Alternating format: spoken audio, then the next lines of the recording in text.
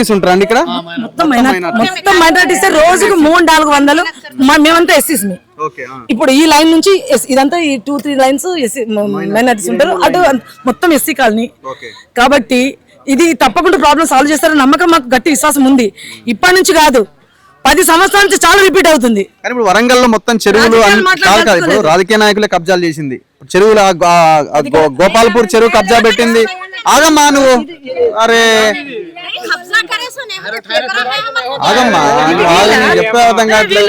నేను వరంగల్ గురించి చెప్తున్నానండి. ఓవరాల్ ఇప్పుడు ఆ ట్యాంక్ బండ్ కాదు ఆ ట్యాంక్ బండ్ కట్టింది దేనికోసం? ట్యాంక్ బండ్ కట్టింది ఆ FTL లో కట్టిన కబ్జాలన్నీ లీగలైజ్ చేసుకోవడం కోసం ట్యాంక్ బండ్ కట్టినారు. సింపుల్ అంతే. బట్ మేబీ అది ప్రాబ్లము. ఇప్పుడు మనం ఒక్కడే డిసైడ్ చేయలేము కదా.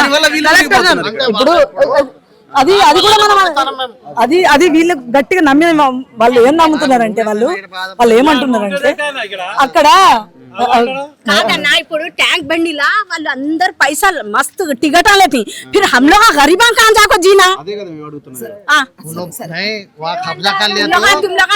అక్కడ ప్రాబ్లం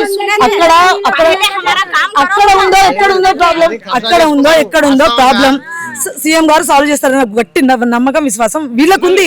వీళ్ళకి ఆ నమ్మకంతో వచ్చి ఒక్కటే వాళ్ళ బాధ ఏంటంటే సీఎం గారు ఒక మాట మాట్లాడితే అయిపోవచ్చు. వీళ్ళు మంచిగా యూనిఫామ్ గా నిలబడ్డారు. వాళ్ళు మొత్తం మా నాయకులు తప్పది. మా నాయకులు తప్పు. ఇప్పుడు నేను 100 సార్లు కలుస్తా. నేను నాలాంటి నాయకులు నెల రోజులు 2 నెలలు 3 నెలలకు ఒకసారి కలవచ్చు. కానీ వీళ్ళు కలవరు కదా. వీళ్ళని కలిపియాలనే ఆలోచన అందరికి ఉండాలి. సో సిచ్యువేషన్ ఇది. పైన జరిగిన కబ్జాలు వీటి వల్ల ఈ కాలనీలు మొత్తం మునిగిపోతా ఉన్నాయి. తక్షణం దీనికి ఒక శాశ్వతమైన పరిష్కారం కావాలి. మళ్ళీ ఎలక్షన్లప్పుడు మళ్ళీ కనిపిస్తారు, లేకపోతే మళ్ళీ వరదలు వచ్చినప్పుడు మళ్ళీ కనిపిస్తారు. సో ఇది చాలా దారుణమైన పరిస్థితి. ఇది ఒకటే ప్రాంతం కాదు. వరంగల్ హైదరాబాద్ ఎట్లయితే మునుగుతుందో వరంగల్ కూడా అట్లే మునుగుతున్నది. ఇప్పుడు మనం చాలా కాలనీలు తిరిగి వచ్చినాం.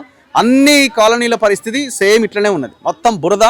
ఎక్కడికక్కడ ఇళ్లలోంచి ప్రజలు పాపం వాళ్ళ ఇళ్ళకి మళ్ళీ లోపలికి వెళ్ళలేని సిచ్యువేషన్లో వాళ్ళు ఉన్నారు. సో నిర్లక్ష్యం అయితే చాలా క్లియర్ కనబడుతున్నది.